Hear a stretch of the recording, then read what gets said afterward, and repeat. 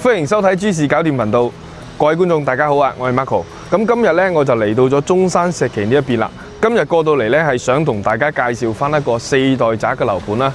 咁佢咧呢個樓盤咧就叫奇關悅來啊。咁呢個樓盤咧佢最大嘅特點咧就係容積率係1.5，綠化率係38%。咁另外咧呢個樓盤咧最有特色嘅地方，最驚豔到我嘅地方咧就係得房率啦。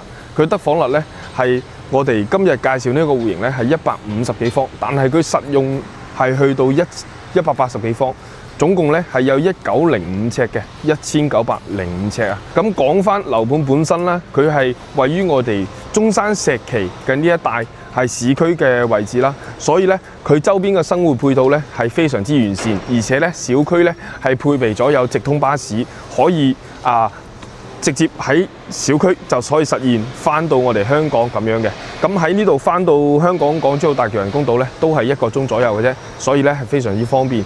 咁講到生活配套，對面咧就有一個天虹購物超市啦。咁包括附近咧就有幾個大嘅商場去圍繞住呢個小區嚇，例如我哋嘅萬象匯啦同埋我哋嘅華發商都有嘅喺附近。好啦，講翻價錢先嚇，依家奇關悅來呢一邊咧，單價係17,000蚊起，咁有2-3套細積嘅戶型咧，咁我哋今日咧就唔做過多介紹啦，因為都係得翻啲天地樓層同埋僅此一套嘅啫。咁今日咧想同大家介紹嘅戶型咧係151方嘅一個大面積戶型嘅。咁講翻樓盤本身，就好似我依家身後嘅呢一個，就係我哋樓盤打造嘅一個中式園林啊。咁佢都係採用咗1陣院、2陣院、3陣院咁樣嘅一個設計嘅。咁而呢個重金打造嘅園林咧，之後咧就會俾我哋業主作為一個飯會所，做到係瑜伽室啦、健身房啦，或者我哋私設嘅宴會廳啦，呢啲等等去提供翻俾我哋業主去享用嘅。咁我哋依家事不宜遲，一齊上去示範單位睇下先。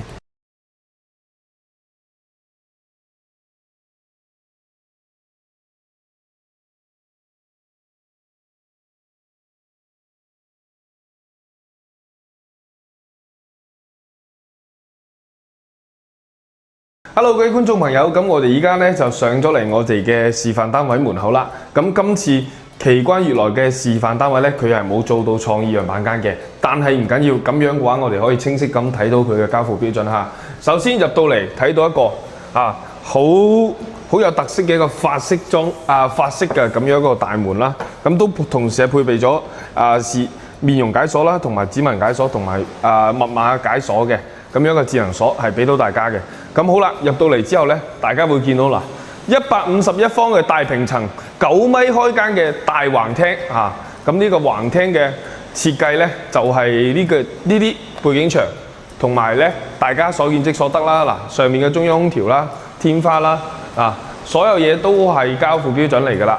嗱，呢個廳咧可以咁講，嗱，擺張3米幾4米嘅沙發嚇，咁後邊咧就可以做張茶台啦，或者書台啦。咁呢邊咧就係餐廳位置啦。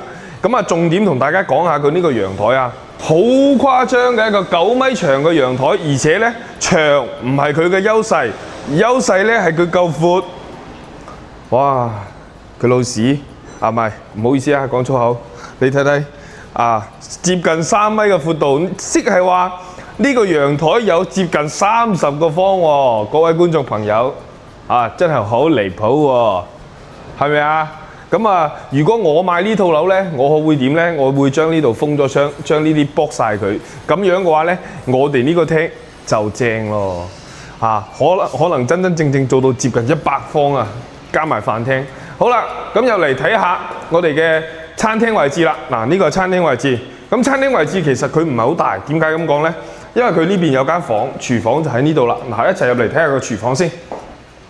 由於咧依家咧有啲想落雨啊，所以咧會有啲昏暗。咁其實咧佢呢個本嚟設計咧都係比較暗呀，即係佢呢個整個廚房嘅燈光。呢個咧亦都係呢個樓盤嘅一個唔係幾好嘅位置。但係咧中意光亮嘅朋友咧好少問題嘅啫，加裝翻盞燈就冇問題啦。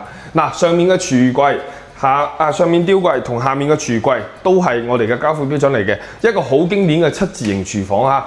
咁啊 Como 嘅廚房3件套係送埋俾大家。咁而呢邊咧，開發商都幫我哋做咗塊大理石去點綴翻呢個廚房，等佢冇咁 dry 嘅。咁而呢個咧就係愛妻牌嘅洗碗機啦。嗱，呢邊就係洗手位。咁好啦，廚房嘅右手邊嘅一側啦，就會見到一個生活陽台啦。嗱，預留嘅熱氣管道喺呢邊，咁啊呢邊都有，咁所以咧睇下大家想擺喺邊啦。咁啊可以喺度晾衫啦，洗衣機位就喺呢邊啦嚇。好，咁我哋行翻出去睇下我哋嘅休息區先嚇，同大家介紹下休息區。首先我哋入戶右手邊，即係呢個門嘅背後咧，就係我哋其中一個套房，但係唔係主人房嚇。嗱，先帶大家睇下，可以擺得到一張1.8乘2米嘅大床，但係咧就唔建議擺啦嚇，擺1.5乘2米嘅大床就足夠啦。呢邊係衣櫃位，咁而呢邊咧就係窗台嘅位置，可以望翻出去我哋嘅園林景色啦，同埋我哋小區自己打造嘅泳池嘅。咁而呢個景色咧，同窗台望出去都一樣噶啦嚇。嗱，鏡櫃、洗手台、鑽石式衛浴、馬桶位置，呢啲都係屬於呢個客房嘅標配啦。全屋都係 Como 嘅中央空調嚟嘅，天花機嚇。咁大家可能唔知道 Como 係咩 ？Como 係屬於美的旗下嘅一個高端電器品牌嚇。咁而呢間房咧，佢就會稍為長少少，咁啊牀咧盡量就靠翻牆邊啦。咁呢一整塊咧就係我哋整個嘅活動空間啦，動線都係非常之足。呢間房係非常之好設計嘅嚇。呢個係公共衞生間嗱，鏡櫃、洗手台、馬桶位置，呢個係開放式嘅洗手台啊。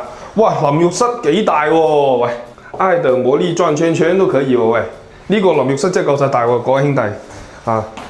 如果喺呢度沖涼都幾舒服喎，應該。好啦，睇埋第3間房啦。第3間房嗱，飄窗位置全部幫你 book 咗嘅。咁主人床個位咧喺呢度留咗1.8乘2米嘅大床個位啊，做到3邊落床位。呢邊就係衣櫃位置。呢間房都幾4方4正嘅。咁嚟到重中之重就係我哋嘅主人房啦。嗱，主人房佢可以擺到張2米乘2米2嘅大床，完全冇問題。咁做到3邊落床位。咁呢一邊咧，其實完完全全係預留俾你嘅衣櫃位。咁細嘅衣櫃位肯定唔夠㗎。咁好啦，咁就要喺呢邊做多個衣櫃位啦。但係咧，佢呢個天花設計咧就差啲意思啦。可能衣櫃咧嘅設計師咧要諗下辦法啦。好啦，主人房嘅窗台咧望翻出去又係望到我哋嘅園林嘅游泳池，同埋望翻我哋嘅中式園林嚇。咁呢邊咧都有個窗台嘅，帶大家睇埋我哋主人房嘅配置先。嗱，雙洗手位鏡櫃呢個咧就真係要讚佢啦。咁佢又真係好懂消費者嘅。咁大個地方係咪肯定要做個雙洗手位啦？咁淋浴室咧稍為就比公共衞生間個淋浴室會細翻少少，然之後咧可以睇到馬桶嘅位置就喺隔離啦。好啦，咁我哋而家跟住鏡頭睇完咗呢個151方嘅一個4房2廳嘅示範單位，但係咧同大家講翻聲嚇，呢一套單位實用面積係去到180幾方，約等於1905尺㗎嚇。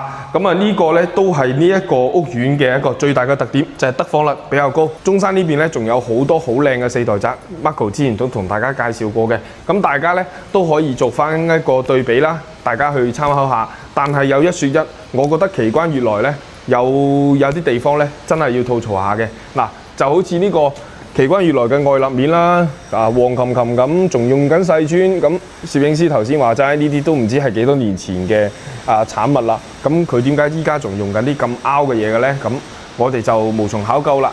咁另外咧，我覺得整個屋苑設計雖然咧係實用性得房率係比較高，但係咧，我覺得整個屋苑設計俾我感覺可能用起身冇嗰種大平層嘅感覺，但係佢廳係非常之大嘅。